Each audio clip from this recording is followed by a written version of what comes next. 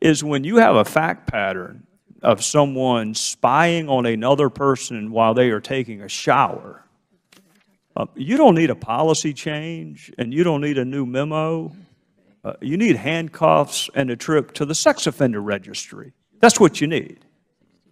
So, Ms. Martin, you said a couple of things in your statement that resonated with me. You said it is a deep, conflicted, and risky decision for me to come forward and speak up today. And you said many women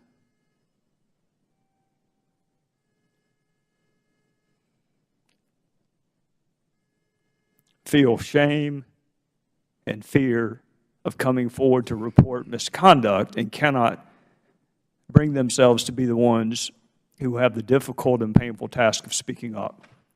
Here's what I want you to help me do.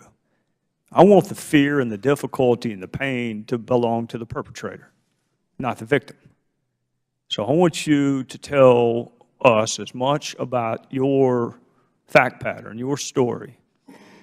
And I want you to stop and cite all those instances where something more could have been and should have been done.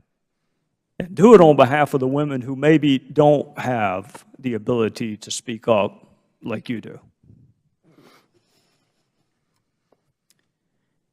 Thank you, Congressman, for this opportunity. It is a very painful and conflicted position that I'm in right now. This happened.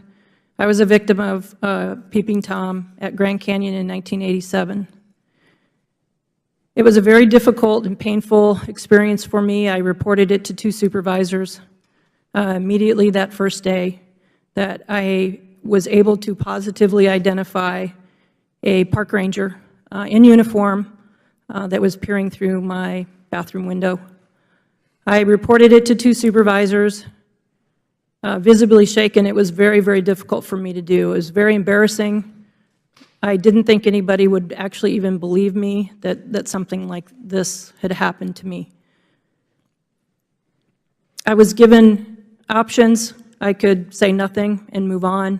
I could file an EEO complaint or a criminal complaint. I had to think about that for a couple of days as to how I wanted to proceed.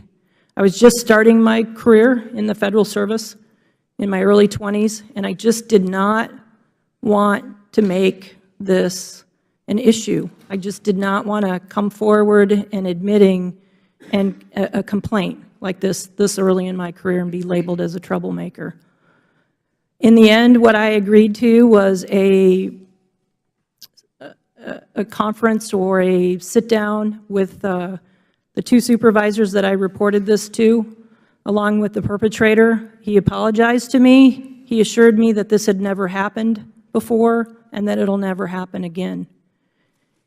And so for me, this has been with me my entire career.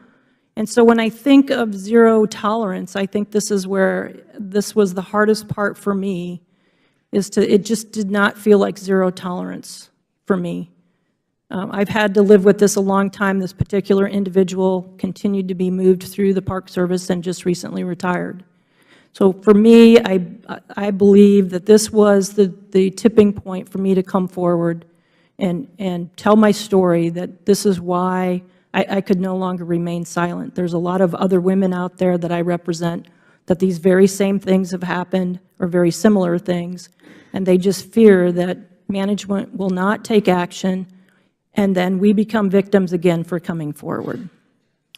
So the perpetrator went on and finished his career with the Park Service and is now enjoying the perks of his retirement? That's my understanding. Well, I'll just say this. You should never have to choose between your career and justice, ever. You should be able to pursue both of them with all the vigor in the world. So I'm sorry it happened to you, and I appreciate the courage it takes to come and share your story.